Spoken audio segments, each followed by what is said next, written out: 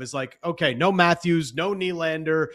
How are they going? No Tanev. Like, how are they going to win this game? And they just flat out outworked everybody on the New Jersey Devils. And that's how they did it. And for anyone that's been on the train of they like Craig Berube has lost this team or they're not buying in anymore, remind them of this game. In a week, if the Leafs go into a slump, or 2 weeks, 3 weeks down the line, if there is a slump down the line for the Maple, remind them of this game, because this was Craig Berube's system being played to a T, and they just crushed the New Jersey Devils from minute one last night at Scotiabank Arena. And that's the reason why, you saw as raucous a crowd as we've seen for the Leafs this year, because they just appreciated the effort all night long. I'm going to follow you on that, Dan, talking about or praising Craig Berube's system. It can work. And salute to Nick Robertson, who was buzzing with energy and pace, and he showed another side of his game with 2 assists. Bro is like a walking can of sugar-free Red Bull, or Zoa, one of my favorite drinks. But salute to Nick Robertson. He had a nice setup on Bobby McMahon's power play goal in the first period. And every month we're seeing nuances of his game that move him closer to that complete player package that we all want him to achieve. John Tavares has registered points in 6 straight games. Bobby McMahon scored his 6th goal in December. Like, the offense is buzzing. The Leafs are winning puck battles. They're executing hardworking shifts, keeping the puck in the offensive zone. A couple of notes that either Chris Cuthbert or Craig Simpson said on the broadcast yesterday, which had me like, really? One, the Toronto Maple Leafs have scored 49 goals in the third period, which ranks 3rd in the NHL. Who knew? Additionally, the Maple Leafs have scored 109 even-strength goals, which ranks them 2nd in the NHL. For all the criticism this squad takes, like, those are great stats. That is actual production. And, excuse me, Mark Savard has been having some fun on social since being relieved of his duties of operating the Toronto Maple Leafs special teams. He's been changing his profile picture a couple of times. And that's like, I credit to him for having like fun in this challenging time. Also, bigger credit to Derek Lalonde, who stepped in and who's been, a wizard with the special teams for the Toronto Maple Leafs, because with 4:50 left in the third period, the Devils go on a 2-man advantage. Matthew Knies is in the box. Scott Lawton plays with great energy and spirited defense, making critical these notes from last night, making critical defensive plays on the power play, on the PK, excuse me. The Maple Leafs killed all 4 of the New Jersey Devils' power play opportunities, and they rank 4th in the NHL on the PK. Again, who knew? Jake McCabe, salute to you, big fella. 8 blocked shots in the game, which is a season high. Just sacrificing your body, all in an effort to keep New Jersey off the score sheet, which helps Joseph Woll earn his 3rd career shutout in a 33-save performance. Just all around, we got to salute the Toronto Maple Leafs in a 4-0 win against the New Jersey Devils. Very well done, fellas. I was Cav, clapping I want to follow up. you. Yeah, I just want to follow up your note on the penalty kill there, because if I can give a shout out to Troy from Richmond one more time. Troy Stetcher. Let's go. Troy Stetcher. Okay, Troy Stetcher gets claimed on waivers from the Edmonton Oilers. November 18th is his first game with the Maple Leafs. Since November 18th, the Maple Leafs have the number 1 penalty kill in all of the National Hockey League, now running at near 91% since Troy from Richmond joined the Blue and White. They were perfect again last night, as you mentioned, Cab, and Stetcher with Jake McCabe. Those 2 are the top PKers for the Maple Leafs. They've played the most minutes on the penalty kill since Troy Stetcher became a Leaf. They have been on the ice for 1 goal against in basically 6 weeks. No other defenseman that is a regular penalty killer across the National Hockey League has been on the ice for fewer goals than that, or have been on the ice for 1 or less. Just Jake McCabe and just Troy Stetcher. So shout out to those 2 guys. They are leading the charge for why the Leafs penalty kill is number 1 in the league since November 18th, now number 4 in the league overall. And before Troy Stetcher showed up, they were 18th in the National Hockey League on the PK. So this has been an unbelievable run. And one more thought on Jake McCabe as well. I think he's the most underrated Maple Leaf on this squad right now. He doesn't ever get enough love. He does so many good things quietly for this team. In the month of December, Nathan MacKinnon is plus 18, right? This is the guy that's going to win the Hart Trophy this year. Or we expect to win the Hart Trophy. If we're handing out the midseason award, Nathan MacKinnon's getting the Hart Trophy. Nathan MacKinnon plus 18 in the month of December with the Colorado Avalanche, the very best team in the National Hockey League. Do you know who number 2 is? I know plus minus is an imperfect stat. Jake McCabe, number 2 at plus 16 for the month of December. So shout out to Jake McCabe. He doesn't get enough love for all the good work he does for this Maple Leaf squad. Shout out. Well done. Yep. Yes, let's go, fellas. Troy from Richmond. Thank you for your service, sir. I mean, Troy from Richmond, he's just a heart and soul guy, man. He's getting the Scotiabank Arena fired up last week. He's like, come on, you guys are too quiet. Stop eating sushi. Cheer the boys on. Oh my gosh. I'm like, sushi at Scotiabank Arena is an interesting choice. $47, it's not bad, but it's good. Yeah. Speaking of $47 in the chat right now, someone pointed out how much money was not playing last night. It was like $40 million worth of players were not on the ice for the Toronto Maple Leafs. But you know what? Other people stepping up, because my favorite moment from the game involves some mitts being dropped. I will let you know where I was when this happened. I was at the Raptors 9-5 game doing sidelines, and someone beside me put a phone in front of my face to show that Nico and Nyes were fighting, and I'm watching the game, like the basketball game, like, is this AI? Is this a joke? Is this what's happening? But no, it happened, and the reactions a little bit divisive, but it was definitely Nyes' fight to win, and he won.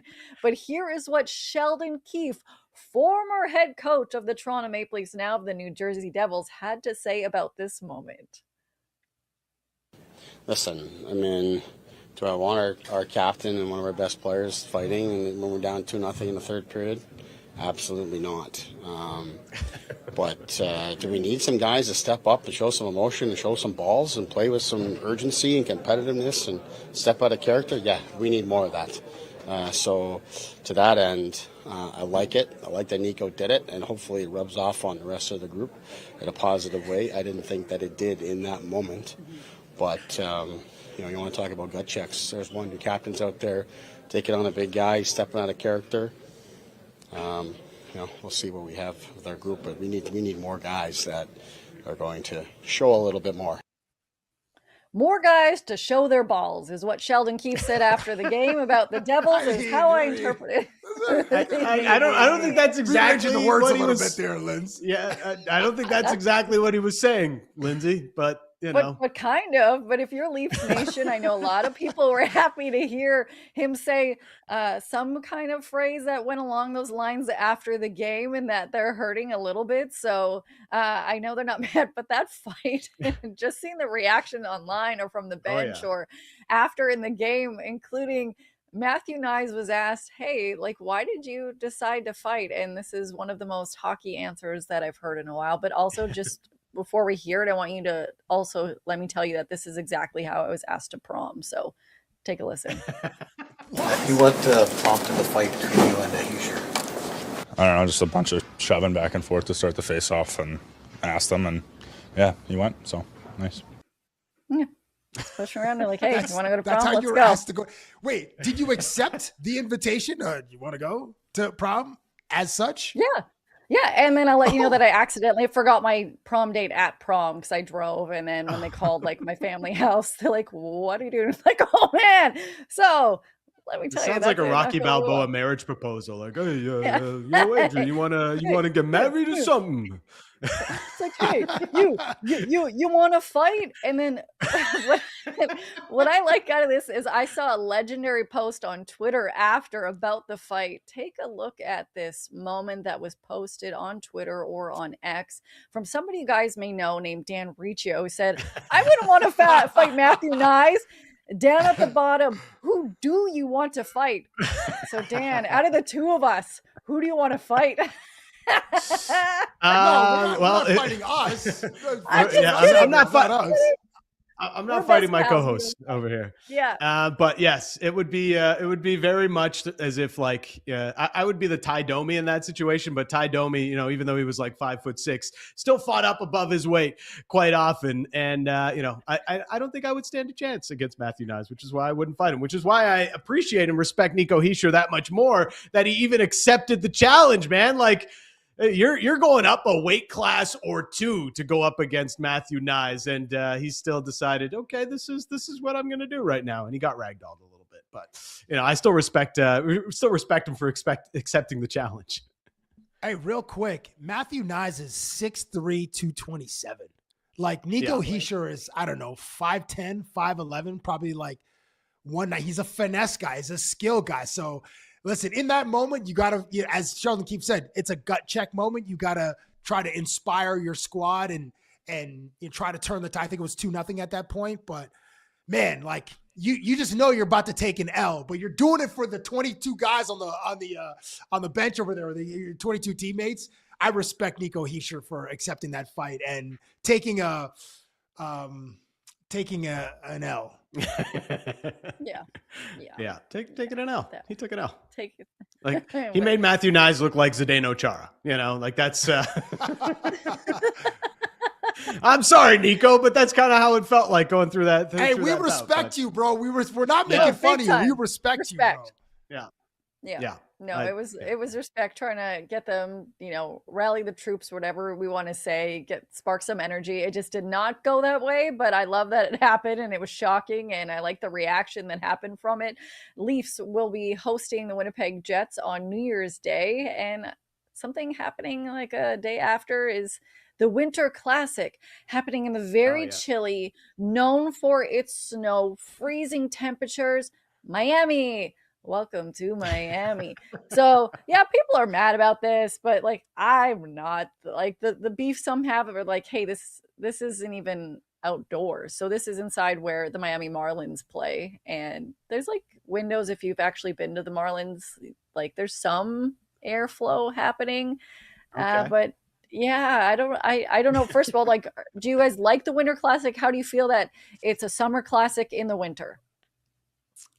Get creative, NHL. Sure, why not? I mean, you're capitalizing on the Panthers' success right now, but I think the Winter Classic is kind of like an all-star game now, where it's more for the city that it's in than it is for the national audience, right? Like at first, it was this cool thing that the NHL was doing, and you'd have some of these snow globe games and all that. And we got super excited for it, but generally, like the hockey isn't as good in these rinks, and the ice isn't always the best. And I'm sure in Miami, it's probably not going to be the best either. So it's not really conducive for the best play on the ice. So it's more for the event of the people going to it in that city. And, so I hope those that have taken on hockey, that have jumped on the bandwagon for the Panthers the last couple of years, they enjoy this situation. But my favorite Winter Classic memory of the last few years is Corey Perry doing the walk of shame after getting kicked out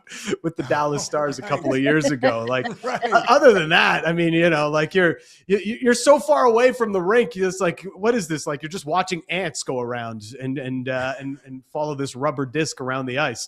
But I don't know, just not for me. Always the Winter Classic.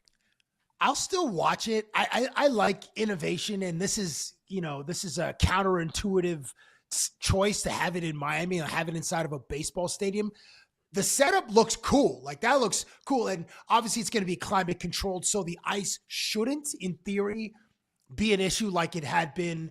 And I think we were mentioning yesterday that the iconic Buffalo-Pittsburgh series where Sid's in the baby blue Penguins jersey, and he scores the overtime winner, and that ice was basically slush.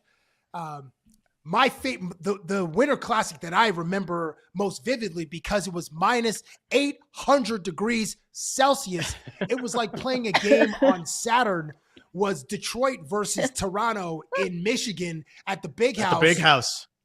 And it was the coldest day on earth. That's what it felt like in the stands. And you had to get some like reprieve. Going to the washroom was warmer than sitting in the seats. And it was a great game. I think it was 3-2 or 4-3 in overtime. The Maple Leafs won. But I like those innovations of the Winter Classic.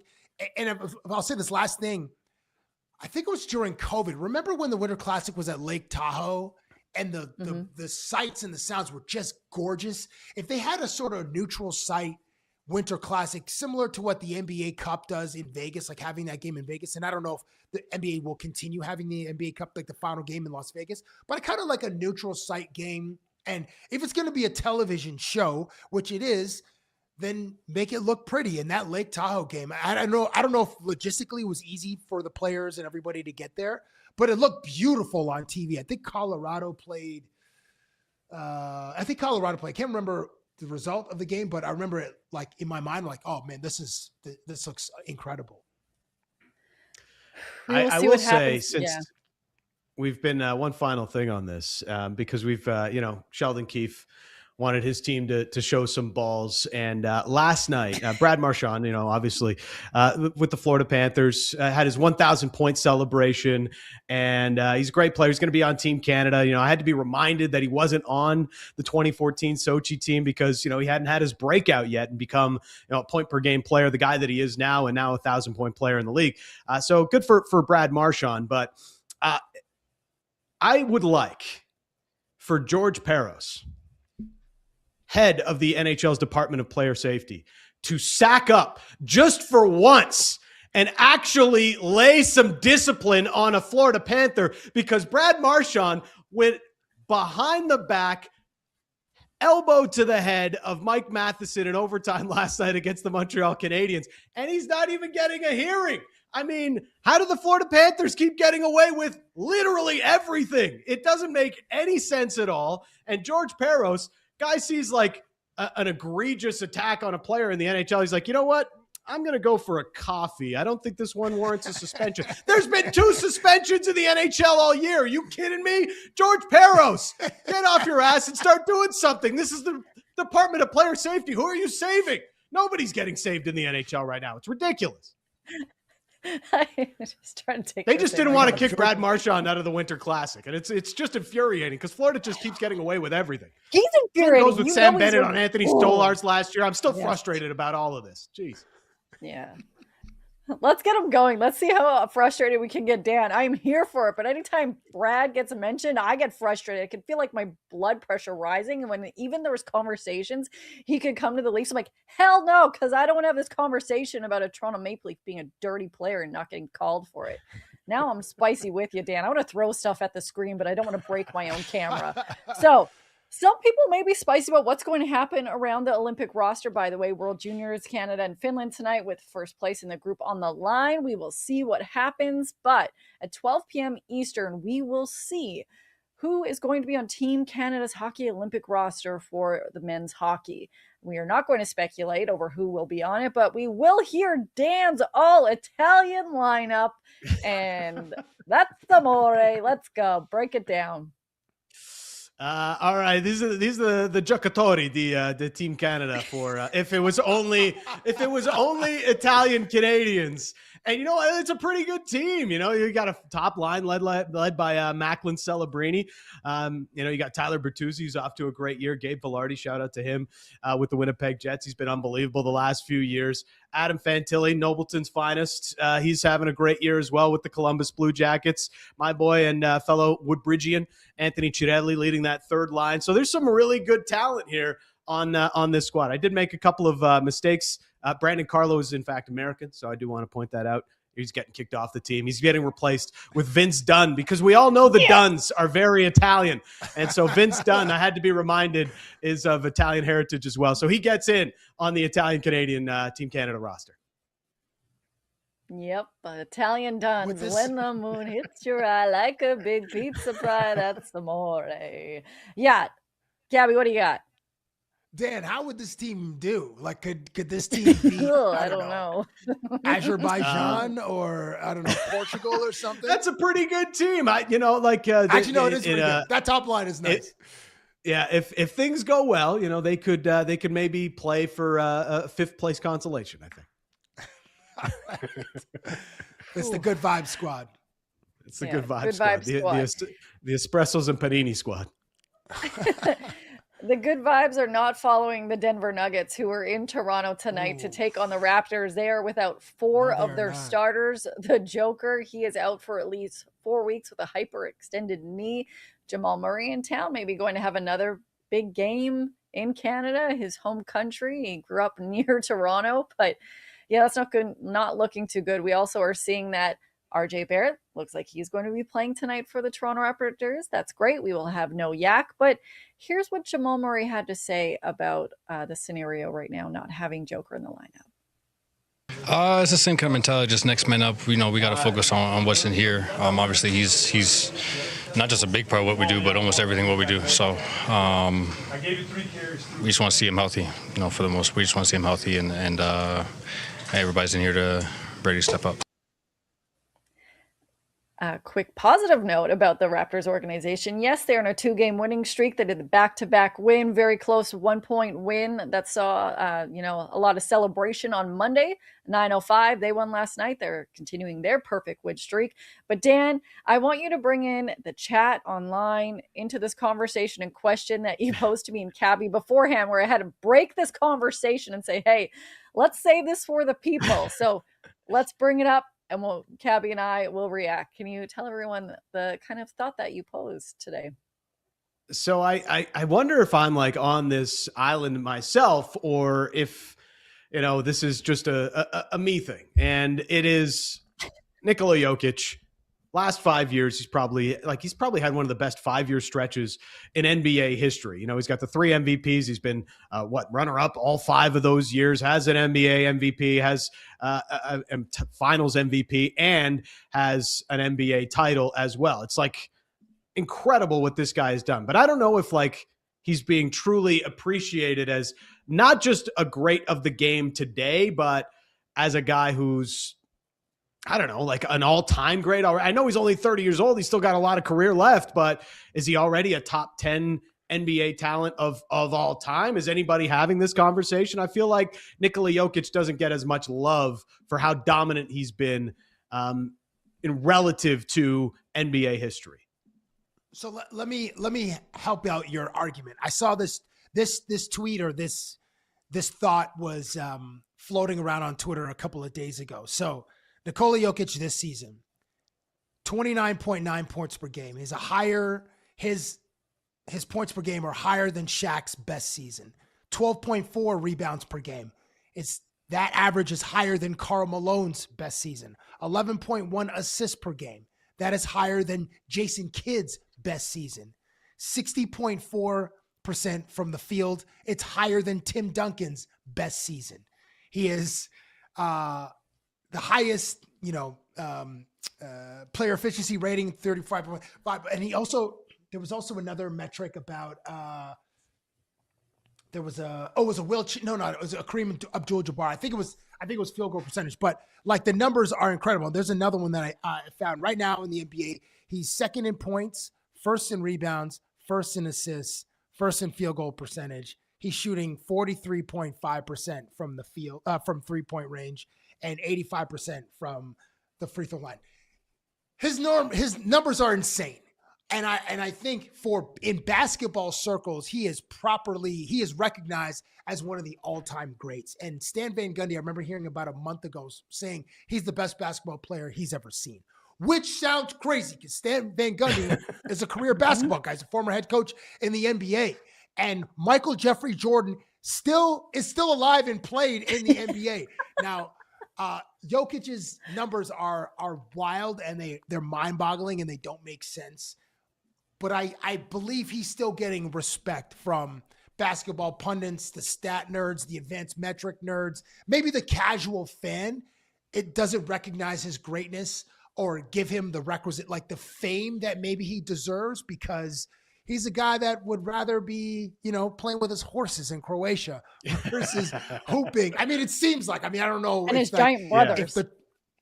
And it's if the truth serum was coursing through his veins, I don't know if you would say I love my horses more than basketball, but it's definitely possible. Oh, I think he Either would. way. I think he would, and I think he has. Yeah.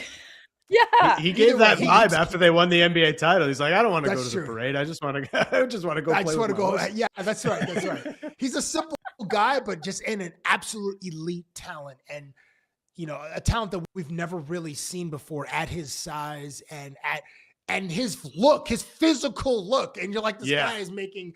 He's making these no look passes out of nowhere, rebound. I mean, the guy unbelievable. The water polo like throws, and he's just incredible. But he's just not as famous as maybe he should be for his production on the court. Yeah, it's interesting. I also it is an interesting point in conversation that Dan brought up about whether or not he's getting the respect he deserves. And Cabbie, you're right. In the basketball community, he is beloved. He's talked about all the time. And at some points, I think we just take it for granted that he'll just go out there and get triple doubles and double doubles every game and just makes it look so effortlessly and easy because he isn't somebody out there posting on Instagram every day how he's pumping the iron or having this proper protein shake. But I think in other circles and hey, if you're a big football fan or hockey fan, he is not a household name yet where you're seeing other names like you brought up Michael Jeffrey Jordan, household names. So I think that there's just a bit of a disconnect where he is celebrated so much in the basketball community, but he's maybe not getting that respect or even just talked about in other not basketball, but other sports. And it is an interesting conversation that I'm just happy that we're witnessing him play basketball while we're alive. And when it comes to basketball tonight for the Raptors game, I'm curious for both of you guys. What are you looking forward to? I'll tell you the positive I'm hoping for is I'm hoping that IQ has a great game. He's been struggling a little bit. So I'm hoping, he can get the ball to fall or he's going to, pass that rock around for some great assists. But Dan, what would you like to see? I think that's the biggest thing for me as well. IQ, he gets benched in the fourth quarter there. Although, Darko would just tell us, Jamal Shed was on the floor instead. Well, yeah, that's just a nice way of saying that IQ got benched in the fourth quarter the other night against the Orlando Magic. And it was deserved. He was having a really tough night. He couldn't drop any shots and it was a rough go for IQ, but that's kind of been his whole first half of the season here. So the Raptors really need more out of IQ. The other thing I'm looking for with, assuming RJ Barrett comes back into the lineup, injury management had him out against Orlando, but he played his first game back on Sunday against the Warriors. And you just kind of need to see him continue to ramp up because what RJ brings to this squad, the way that when he's on the court, their transition game, their fast break points, they shoot up, he just adds another element to this offense that they can't replace when he's not in the lineup. So getting RJ Barrett closer back up to full form and full fitness, I think is a huge part of the Raptors' second half of the season. And if we get him back in the lineup tonight, it'll be good to see how that develops. Three things that I want to see from this game tonight, Toronto versus Denver. One, I would like to see a Toronto Raptors win. The last time the Raptors beat the Denver Nuggets, checking the notes, Fred VanVleet dropped 36 points and Scotty Barnes added 18 points, 7 boards, and 5 assists. It was March 14th, 2023. I'd also like to see what Denver looks like without Nikola Jokic in the lineup. And actually, there are 4 missing starters, as Lindsay alluded to. Nikola Jokic, Cam Johnson, Christian Brown, and Aaron Gordon. The 5-man rotation that Denver puts out without Nikola Jokic, Jamal Murray, Bruce Brown, Tim Hardaway Jr., Peyton Watson, and Jonas Valanciunas has played 71 minutes together with a net rating of minus 6.7 points per 100 possessions. Not great stats. I want to see what that looks like. And finally, I want to see Toronto's defense continue to be suffocating. They held the Orlando Magic to 12 points in the fourth quarter on Monday. That's incredible. This team, I heard this stat yesterday, final thing, Toronto ranks 4th in defensive rating in clutch time minutes with 91.8 points per 100 possessions. Let's go. Young fellas continue to develop before our eyes and continue earning the trust of Coach Darko. I'd love to see a great defensive game from the Toronto. Let's hold them to 71 points, 78 points. Let's take it back to the year 2000 defense for the Toronto Raptors against the Denver Nuggets tonight. Let's go, fellas. Let's go. Let's go. Also, I love when Jonas Valanciunas is back, the Lithuanian Lion. He was such a joy to cover when he was with the Raptors. Yeah, I remember so many agreed. post games of him just coming and putting his arm around DeRozan or Lowry or something and interrupting the interviews. He just is such a joyful character to be around. I'm hoping he does not have a monster game, but I am expecting, as we should, a big game from Scotty Barnes because you have the Joker out, you have Aaron Gordon out, so he sometimes will play well off of them having to go small ball, but also I don't want to see or jinx anything. I know I'm not supposed to even say that, but I'm curious to see the game that Scotty Barnes could have tonight against the Denver Nuggets. And what I am not curious to see about or talk about, though, is injuries. So I'm just going to let that one go. We're going to just wish positive vibes around anything. The reason I'm saying that is I just saw something online about the Raptors, but it ended up being a fake tweet, so I shouldn't even be talking right now. So, hey, it's going to be a great, I know, I just had this panic moment where it's like, why am I even talking about this? It's because I broke out into sweat. It was, damn you, fake internet and your stupid fake tweets and accounts and all that I get fooled by all the time, my guys. My goal for 2026, I'm not a big New Year's resolution person, is just, hey, let's not get caught by all that stupid fake news out there. I just got caught. We'll discuss it in a moment offline. But what we are going to discuss is Andre Grasse, who is a legend. He is you could say a Canadian sports icon. He is a multiple gold medalist for the Olympics, just overall great person. And today it is announced that he will be receiving the Order of Canada. He found out when he was 30 years old. He recently just turned 31. He is one of the youngest recipients to get this award. Like, you don't often hear, hey, a 30-year-old is getting the Order of Canada. And I know a lot of people listening or watching are going to think, hey, yeah, it's because he's amazing. He's the fastest man in Canada. And he's like one of the most decorated Olympians in Canadian history. But it's mostly because of the work he's doing away from the track. He has a foundation. He has a scholarship. He constantly is giving back to the community, hosting events, trying to put people in positions that may be in, a vulnerable situation so that they can thrive. They can have a great shot at life. And it's just, that needs to be celebrated. So I had the chance to exclusively catch up with Andre about this honor and did something. We had a fact check to see if I broke any rules. I actually put the Order of Canada pin on him for the first time, which thankfully after we found out, which was not super against the rules. So here is the conversation with Andre. Congratulations. This is such a huge moment. And I mean this in such a nice way, but you're still such a young pup. I know, to right? get the Order of Canada. 30? We're 30, right? Yeah, I'm 31 now. 31 now. 31 last month I turned 31. Happy belated birthday.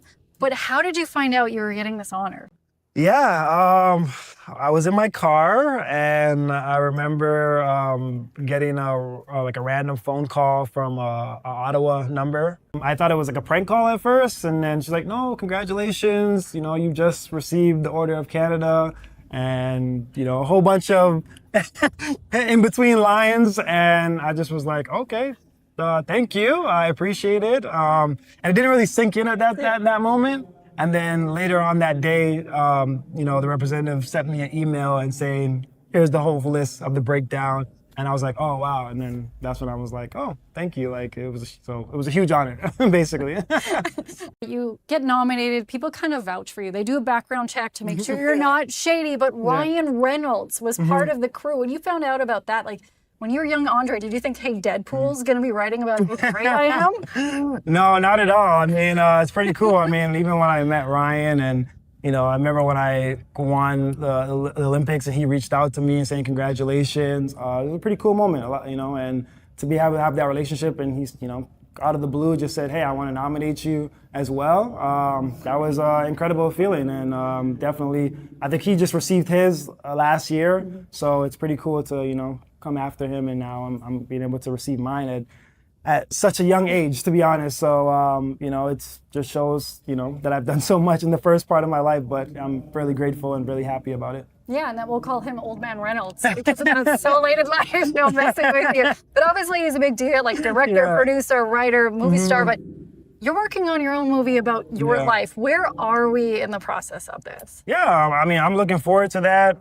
Just the whole journey of that. I mean, you know, to me, it's like, wow, like, you know, someone wants to write a movie about you. It's still like an unreal, surreal feeling for me, but I'm enjoying it. I'm hoping that, you know, we have that platform to, you know, use that film for the LA 2020 Olympic Games and try to, you know, get that movie out before my final games. We'll talk about that, what you just said, in a moment. But when we go back to the movie, like, how much of a say do you have in the casting of this all? Because I know myself, Cabbie, and Dan, we'd all love to have a little part in the movie. Like, I'm pretty sure I could pass for, like, Usain Bolt, whatever you want. I'm ready. Yeah. Yeah, I think there's room for us, maybe? Yeah, there could be, yeah. We haven't started doing that part yet, so, you know, getting you know, the actors. So, yeah, there's a chance you could do a tryout. I like this. No tryout. Just let me please go past auditions because I will fail so miserably. But you said last game's LA 2028. That's still a couple years away. And I know this is obviously not your first rodeo going to the Olympics, but we're airing this on New Year's Eve. People are making resolutions that they'll last 15 seconds. How on earth do you stay motivated for 2 years and keep pushing yourself forward? Yeah, it's, you know, it's ups and downs. I mean, it's definitely a lot of adversity. It's a lot of resilience that I have to, you know, do for these next couple of years. But I mean, I know what it takes. I've been here before, and you know, I battled through a lot of, you know, different challenges in my career, and I believe that it's possible. Anything is possible. Yeah, exactly. That's what I took out of that. But one thing when you talk about like the long run, the starting blocks, I don't think people understand how important that is to the race, to getting towards the medal. So do you mind showing me like the mindset of what happens there? Yeah, let's go do it. I got you. I usually go with my back foot first. So I like to do three of my steps from the starting line. Okay. So it's like 1, 2, and I just pick it up here, and then 3, and then I place it down. And that's kind of the first step. Okay. And now the second one, versus your front block, is now you do 2 steps. So you do 1, 2, pick up the block, and put it here. I mean, this is all preference, the angle. So depending how tall or how wide your length of your hips or your legs is, that's how you kind of, you know, defer of this angle, but that's a story for another day. The basics are just 2 feet for the front foot and 3 feet for the back foot. And you have to do all this plus like getting a little start within a minute to 2 minutes. Yeah. At the beginning, did this stress you out or does it still get you nervous? Yeah. Like, that's such a short amount of time. Yeah, when I first started, it did stress me a bit. I was nervous because I felt like I didn't have enough time to set up, and I wanted to do a proper push out. And then when I did a push out, it didn't feel right. So I was like, I had to go back and like try to adjust it and everything. Oh. And you know, I think I probably false started a couple times or I probably fell out the blocks. And then eventually, as I got more comfortable with my coach and we practiced more and more consistently, I was able to, you know, do a lot better. But it's still, even at this level, you know, 10, what is my 13th year of being, you know, in the sport now, it's still a bit of an adjustment still. There's a lot of rules I don't think we know because we're here at your event that like where your hands have to be placed. Is that a thing? Yes, that's another thing. Yeah. So tell me about this. So we do the 3 and 2 steps. So you want to have your hands behind the starting line because obviously if you have it, you know, over it, then it's considered a false start. So I did not know that. Yeah. What? Okay. So usually when I get down into the blocks, you know, you have 1 foot here and then your knees down, and then you have 1 foot here, and this knee is kind of just like 90 degrees, a little bit, just parallel, like just trying to go straight down the track. Straight down the track. And so then, like your hands then, So your hands have to be straight. Some people like their hands in, some people like their hands out here. So it all depends on your arm length. So what's your preference? And like, has it adjusted over the years? Yeah, it's adjusted. I think when I first started, I used to have it like in the middle. And then as I got more comfortable, then I kind of did it like, not too far, but like kind of like in the medium. So yeah, kind of just like this. And then now I can kind of be more comfortable. So we're here right now. Yeah. I'm saying on your marks, set. Yeah. So when you get into that set position, that's literally just pushing your feet back into the blocks like this, if you can see. What is going through your mind at this point? Because like, is it at a point where it's like, it's just clear, you're kind of blacked out, so focused? Yeah, I mean, the crowd kind of goes quiet, and all you hear now is the starting official, and he'll just say, "On your marks," and that's kind of when I just clear my head. I take a deep breath, and as I take that deep breath, I kind of just put my head down, and I just listen to when he's about to say set, and then when I hear that set, I get into that position, and then the gun goes off, and I go. Have you ever thought about smack talking someone? Have you ever said something? Is there rules against that? No.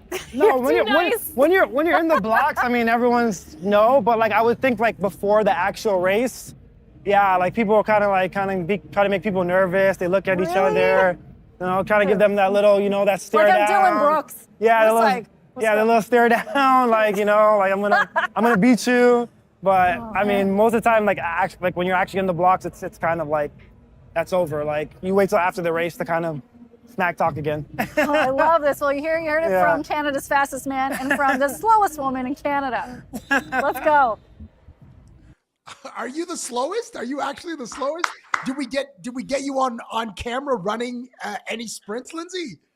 Or was that footage somehow vanished? I will let you know, back in elementary school, I did win the 400-meter dash because everyone else had a false start, and it was the highlight of, I think, my elementary school track and field career. But while we're on this topic, fun fact, I also would go to cities almost every year in elementary school for shot put. These old noodle arms beat out so many people. And I went to there's a lot of kids in my school, and I beat them. And I was always like the smallest, usually the smallest one in the group, and I still beat them. It was this weird angels in the outfield thing where I also was an outfielder in baseball, and I could take the ball, whip it from the outfield to home plate. Yeah, it was weird, but I am the slowest woman in Canada. But Lindsay, seriously, shout out to, yes, sir. A shot put weighs more than you. It was heavy. I struggled. Like my wrist, guy, I thought my wrist would snap. I still like remember what it felt like lifting the ball for shot put and how heavy it was, and I'd struggle, and then just like boom, it was like on a spring, and I'd throw it a whole inch in front of me. Just kidding. It was the weirdest thing, and I have witnesses. My mom, who might be in the chat right now, can say that I would always either get second after Nikki Tominski, who is an amazing friend that I went to elementary school with, who actually had muscle. But yeah, no, and it's not like there wasn't kids in my grade that had muscle. And it wasn't that there was only two of us. But yeah, I am the slowest person. This is about as believable as the plot of the movie Rookie of the Year. I'm going to have to go find my photos, guys. Grandma Lindsay in 1938, just like throwing around stuff on the farm, like whether it's parts of like a cars, I don't know, chassis, or I don't know what weighs 12 or 16 pounds, probably 12 pounds, just a random, like it's some almost random sport, shot put. Like, it looks like basically like I don't know, like not a missile, but like a medieval weapon. And it's like, let's just see how far we can. It's definitely from your childhood, Lindsay, in 1928. 1843, you bet. 3 straight years. I was able to go to cities for shot put, but for running, no. But in basketball, I was fast because it's like a shorter sprint in there, but I would foul out almost every game, and that's believable. I still don't understand how the shot put thing happened because I struggle opening doors half the time, and it takes my whole body weight to open something. But I'll tell you, back in the day, but we need to focus on Andre. Congratulations to him. But the nerd moment I'm having, and in that moment was the experiences in life that we will all have. He is such a humble guy. He is hilarious. But I had the chance to have him go through his routine. He's an Olympic medalist that is elite at what he does. And I just in the moment was like, I can't understand or believe what is happening right now. But he's just such a cool guy. Congratulations to you, Andre. Thank you for doing everything that you do away from the track to impact the community. It is so well deserved. And when we're talking about impact, I know, Dan, that you want the Seattle Seahawks to have a major impact this upcoming weekend with the old pigskin. How you feeling about their game against the 49ers? Well, to think that the Seahawks at, with their record of 12-4 so far on the season are still having to get another win in order to win the NFC West it's kind of frustrating, but that's how good the NFC West has been this year. And you know what? Shout out to the 49ers. I think Kyle Shanahan deserves a really long look. I think he's actually the favorite right now by the odds to win Coach of the Year. They've had so many injuries. That defense has been decimated, and yet here they are fighting for a division title through all of that. This is kind of like the bowl of the two quarterbacks that nobody truly wants to believe in. On one side, you've got Sam Darnold, who's now got a chance to back-to-back 13-win seasons, right? And it's just like, how is this happening with Sam Darnold? He has back-to-back 13-win seasons, and the list of quarterbacks that have that are pretty much all Hall of Famers and Sam Darnold. So it's kind of incredible that he is here, and yet still people need to see him win the big game in order to have some more trust. And this is what's going to happen if he does that against the Niners or in the playoffs. And then you have Brock Purdy on the other side, Mr. Irrelevant, last pick in the draft. Now he's a bajillionaire because he's one of the better quarterbacks in the NFL, but he's a systems quarterback, whatever that means. I mean, if you watch how he played against the Chicago Bears this past weekend, I mean, he was unbelievable. The footwork he has in the pocket, the way that he evades pressure, gives himself time to find the open man. Very few can do what he does. Is he a top 3 quarterback in the NFL? I wouldn't put him there, but is he a guy you can win a Super Bowl with? Absolutely. And so this is going to be an interesting game. And I'm hoping my Seahawks come out on top. That defense is going to be put to the test. It's been one of the better defenses in the league. But they've got a really tough task with Kyle Shanahan and Brock Purdy pulling the strings over on the other end with San Fran. Another quarterback who has a lot of skeptics is Baker Mayfield. And the game that I'm kind of looking forward to happens on Saturday at 4:30 Eastern between the Carolina Panthers and the Tampa Bay Buccaneers. Okay, so Baker, to quote, he says, to have a chance to win at home, to win the division, wouldn't have it any other way. This is what he said after a loss to the Miami Dolphins, 20-17. Tampa Bay is in a tailspin right now. Tampa Bay has lost 7 of its last 8 games. Head coach Todd Bowles, I think we had the clip a couple weeks ago, probably put $900 into the swear jar as he calmly lit up his team in a press conference after one of these 7 losses. The Panthers have alternated wins and losses over the last 2 months. Most recently, in Week 16, Carolina beat Tampa Bay 20-13. In Week 17, Carolina loses to Seattle 27-10. So here are the playoff implications. If the Carolina Panthers beat the Tampa Bay Buccaneers, they will win the NFC South with a 9-8 record. If the Buccaneers beat the Carolina Panthers, both teams will have an identical 8-9 record. They split the season series 1-1, and they both have 3-3 records in divisional games. Here's where it gets more complicated. The Atlanta Falcons have won 3 games in a row and face the New Orleans Saints and their Rookie of the Year candidate quarterback Tyler Shaw. The Saints have won 4 in a row out of nowhere. If Atlanta wins and Tampa Bay wins, there will be a 3-way tie atop the NFC North. They will all have 8-9 records.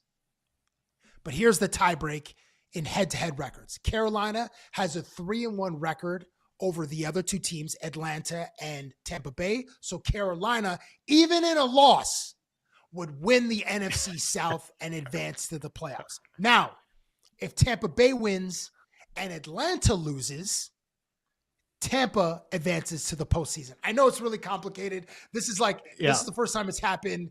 This configuration has happened in 20 years in the NFL, but I'm looking forward to seeing what happens. And if Carolina does win the NFC South, the Panthers will advance to the playoffs for the first time since Christian McCaffrey was a rookie on the Carolina Panthers in 2017. Wow. It's a doo-doo game, Lindsay and Dan, but I'm still going to watch because NFL is my narcotic, and I'll be there at 4:30 Eastern on Saturday on the couch with a bowl of popcorn. Lindsay, is there a better game that you will be locked into this weekend in the NFL Week 18? I think the answer is no. It's probably going to be a doo-doo game. So I'm curious to just even see your guys' reaction on this. But it's mostly kind of out of spite that I watch. There's so many people that I adore are Steelers fans. So you have the Steelers and Ravens, and this is for the AFC North Championship game. If you are a Steelers fan, this potentially could be the end of the Aaron Rodgers era if they lose or, they don't even tie. I know you're shaking your head. No, with the Steelers, at least that is.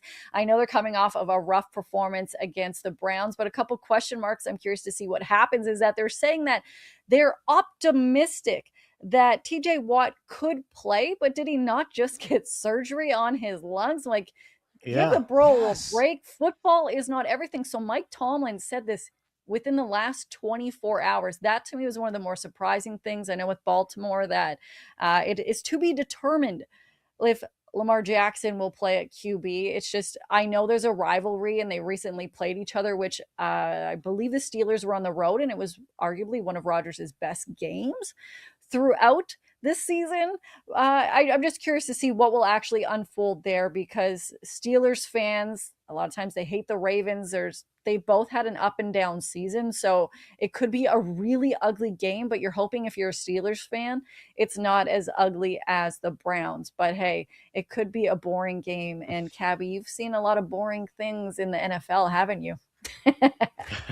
Yeah, and this could be one of them. I mean, 13-6 to the Browns last week was rough. And hey, salute to Shedeur Sanders for getting the win, but that was a rough one. But it's not as but it's not quite as bad as. Just let me just wax poetically here for a little bit. The Philadelphia Eagles, the winners of the NFC East, defending Super Bowl champions, they improved to 7-3 in one-score games after beating the Buffalo Bills. The conditions were terrible. It rained all game. But the Philadelphia Eagles are one of the most boring teams I've ever seen in my life. Yep. What's the note here I have? Philadelphia becomes the first team since the 1987 New England Patriots to win multiple games without completing a pass in the second half. What? What do you mean? You haven't completed a pass in 30 minutes of football? This team, so the Philadelphia Eagles, talented players individually, as a team, and I know it's about wins, but the wins are so boring. This year, the 2025 Philadelphia Eagles joins my top 5 most boring teams of this century in no particular order. We'll start with the 2025 Philadelphia Eagles. The 2000 Baltimore Ravens. Yes, defense wins championships, and that defense did win a Super Bowl, but but Trent Dilfer was your starting quarterback. The Trent dude threw 16 touchdowns. That's it. The leading receiver was Shannon Sharp. He had 900 yards. So boring. The 2007 San Antonio Spurs. Tim Duncan, Manu Ginobili. How can you say that about Manu? How can you say that about my guy Manu? Listen. Argentina's finest, lefty, invented the Euro step. Very talented player. Super boring. They swept LeBron James and the Cleveland Cavaliers. It's like watching the San Antonio Spurs play basketball at that time in 2007 is like drinking water. Just boring. The 2012 San Francisco Giants. Great pitcher. Madison Bumgarner. Tim Lincecum. The World Series. They swept, I think... They swept, I can't remember who they swept, but it was the Detroit Tigers, I think, or whatnot. Kung Fu Panda was the World Series MVP. Pablo, and who was very entertaining. But the team was so boring. Pitching is great, and we have some great pitchers on Toronto, but at least the games were just electric, absolute cinema. 2012 San Francisco Giants, boring. And finally, to round out respect on the Buster list of Posey over here. Come on.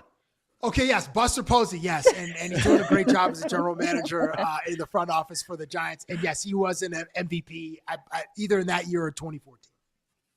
The final team that joins the top 5 most boring teams of the 21st century, the 2018 New England Patriots. Absolutely dreadfully boring team. Julian Edelman, Danny Amendola, they're a bunch of 5'10" receivers. No sizzle, just like 3-yard checkdowns. So here you go, Julian Edelman. You're a slot savant. Here's 4 yards over. Rob Gronkowski, I think, was the leading receiver. Here you go, Gronk. Here's 8 yards on an out route. And they just kind of like had these little plays up the field the entire season. Super boring. And they played in arguably the most boring Super Bowl of all time, 13-3 against the LA Rams in calendar year of 2019. Just boring to watch. So to recap, the 5 most boring teams in the 21st century: 2025 Philadelphia Eagles, 2018 New England Patriots, 2012 San Francisco Giants, 2007 San Antonio Spurs, and the 2000 Baltimore Ravens. Yuck. Champions? Boring as hell. In the chat, they're saying, know what we got out of this is Cabbie gets bored easily.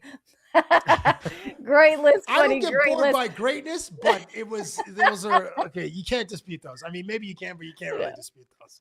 That's my the chat never boring. I'll just give an honorable mention to the 2003 New Jersey Devils. Yeah, that's a good one too. But that moment, hold on, wait. But Dan, that moment where Paul Correa comes back out of being knocked out. That's true. And he comes, it was a game 6 or game 7, and then score. I think it was game 6, then scores the winner because that series went to 7, I believe.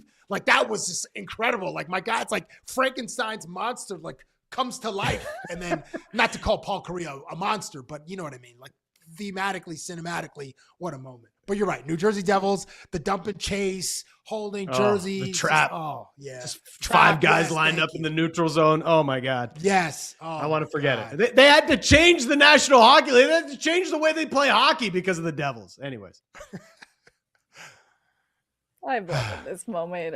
Not boring, always entertaining. Hopefully the winter indoor/outdoor, not outdoor classic is not boring this weekend, and that we have some great football.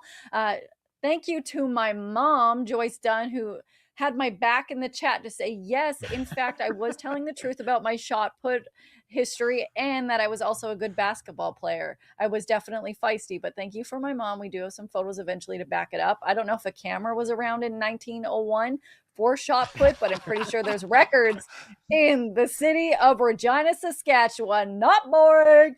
But you know what drives me absolutely nuts is the mindset of people going into New Year's Eve. And I know some of you are in the chat right now because you better believe I saw what you were going to do this weekend.